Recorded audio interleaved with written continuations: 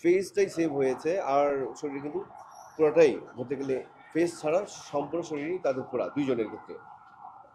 আর একজন রয়েছে তার 40% বার্ন, আর একজন পেশেন্ট হচ্ছে তার হ্যান্ড বার্ন মিলে এটা আপনার হলো 15%-এর মতো।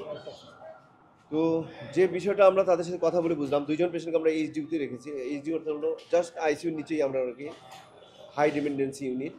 তো এই পেশেন্টদের তার কথা বলেছি, তারা যেটা বলেছেন যে অ্যাকচুয়ালি তারা তো খুব প্রোটেক্টিভভাবেই তারা ঢুকেছিলেন ভিতরে, কিন্তু ওই হঠাৎ করে বাস্ট হওয়ার কারণেই আম, তাদের এই উম, তাদের এই ক্ষতিটা বাস্ট হওয়ার কারণেই হয়েছে। মানে তাদের ইনফরমেশনটা ওইভাবে ওনারা বুঝে উঠতে পারেন নাই যে এরকম এরকম হতে পারে। অগ্নিকাণ্ড স্বাভাবিক যে অগ্নিকাণ্ডের মতো তারা নিভাতে গিয়েছিলেন, কিন্তু এই বাস্ট হওয়ার কারণেই এই এত বড় মানে ওনাদের এই ক্ষতিটা হয়েছে।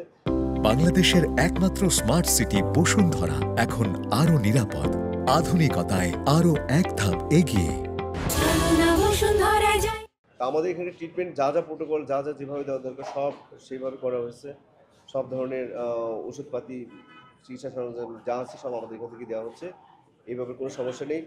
আপনারা দেখেছেন যে ফায়ার ব্রিগেড ডিজি মহোদয় এসেছিলেন, ওনার কথা বলে গেছেন, আমাদের সাথে দেখা হয়েছে। আগামীকাল সম্ভবত আমরা হ্যাঁ স্বরাষ্ট্র উপদেষ্টা মহোদয় আসবেন। আমরা সকাল 10টায় বোর্ড মিটিং ডেকেছি। বোর্ড মিটিংয়ের মাধ্যমে আমরা চিকিৎসার পরবর্তী আরও কী কী করণীয় বা কী কী করা যায়, বা তাদের ক্ষেত্রে অন্য কোনো উচ্চ কোনো আরও ধরনের চিন্তা আছে কিনা, সেটা কালকে আমরা সকাল 10টার পর আপনাদের কাছে। দুইজন যে আশঙ্কাজনক শতভাগ পড়ে গেছে আমরা জানতে পেরেছি, আশঙ্কাজনক নাকি? শতভাগ ঠিক না, 90 ভাগের উপরে। মানে তাদের ফেসটা ছাড়া পুরোটাই। আপনারা জানেন যে 30 ভাগের বেশি পড়লে কিন্তু আমরা তাকে মেজর বার্ন বলি। সাথে যদি ইনহেলেশন ইঞ্জুরি থাকে সেটা আরও সিরিয়াসলি হয়। তো এখানে কেমিক্যাল বার্নগুলো কিন্তু খুব ভয়াবহ ধরনের বার্ন হয়। তো এই ক্ষেত্রে ওনার ইনহেলেশন ইঞ্জুরি হয়নি, এটা একটা ভালো দিক।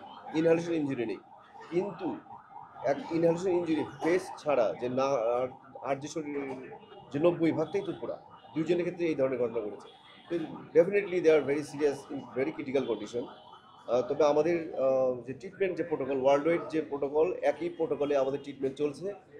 আরও যদি কোনো এরপরেও ফার্দার যদি আর কোনো ধরনের কোনো মেজার নিতে হয়, হাই অফিসিয়াল মানে গভর্নমেন্টের সর্বোচ্চ পর্যায় থেকে তাদের নির্দেশনা অনুযায়ী যদি কোনো কিছু করার আরও চিন্তা ভাবনা থাকে, সেটা আগামীকাল সকাল 10টায় বোর্ড মিটিংয়ের পর আমরা এটা আপনাদের ব্যাখ্যা করতে পারবো।